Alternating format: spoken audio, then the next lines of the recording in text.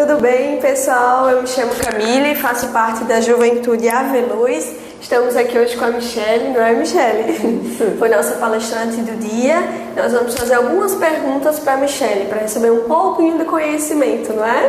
É isso aí. A primeira pergunta, Michele, é o que Cristo quer dizer com o meu jugo leve? Quando Cristo fala, Camille, sobre o jugo leve, né? Vinde a mim todos os que sofrem porque serão consolados, vinde a mim porque o meu jugo é leve, suave.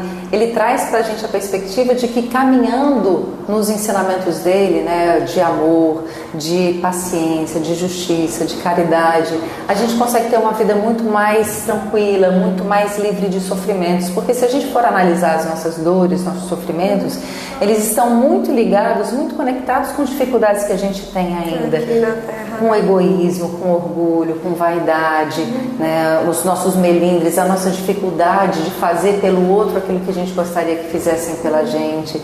Então, quando ele fala sobre isso, é para a gente refletir um pouquinho. Afinal de contas, o que é que pesa mais na nossa bagagem? Quando a gente está magoado, chateado com alguém, ou quando a gente está amando alguém? Eu acho que quando a gente está amando, a gente está com a bagagem muito mais leve do que quando a gente está odiando, com raiva ou magoado, né? É mais tranquilo, né? A sensação. Muito. A outra pergunta, Michele, é... Um significado jugo é um artefato utilizado com carro de boi para direcionar os animais.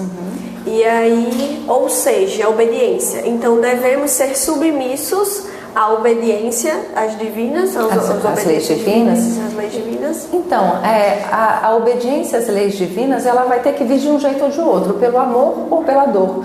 Porque, como o próprio nome diz, são leis, né? São leis e lei a gente cumpre. Só que somos espíritos ainda tão materializados, tão abrutalhados, que muitas vezes a gente tem dificuldade de se submeter, de entender que a lei divina, ela é para o nosso bem, para nos direcionar. Quando a gente pensa na lei que instituiu o cinto de segurança, ela não trouxe para a gente muito mais sobrevivência ou sobrevida diante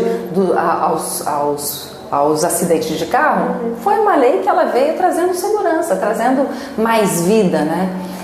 E da mesma forma as leis divinas, quando a gente pensa na lei de amor, de justiça e de caridade, por que ela é importante da gente cumprir? Porque quando a gente entende a essência do amor e a gente consegue colocar esse amor em movimento, esse amor em prática, em prol do outro, em prol de nós mesmos, a gente tem uma vida muito mais tranquila, muito mais cheia de felicidade e de realização.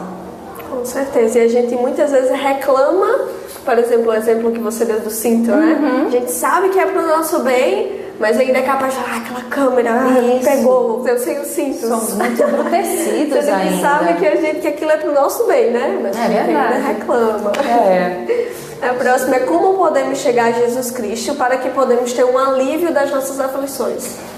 Eu acho que o Evangelho é um mapa, né, para a gente poder fazer o passo a passo. Quando a gente tem o Evangelho ali como bússola, a gente vai entender que o caminho do Cristo, do não julgamento, do perdão, do trabalhar a humildade, de trabalhar a fraternidade, de trabalhar o sentimento de entrega, de servir, né? Quando ele fala lindamente, eu vim aqui para servir, não para ser servido. Olha, o espírito mais evoluído que pisou na Terra, que nem precisaria estar aqui no planeta, ele veio num exemplo de humildade e colocando exatamente isso, né? Eu vim para servir. Então, quer um modelo maior do que esse para a gente pegar e entender que podemos e devemos segui-lo, né? Então, eu acho que ouvindo um pouquinho do que ele traz para a gente de ensinamento e, sobretudo, praticando. Porque tem uma frase que é perfeita, é maravilhosa, que ela fala ide pregar o Evangelho.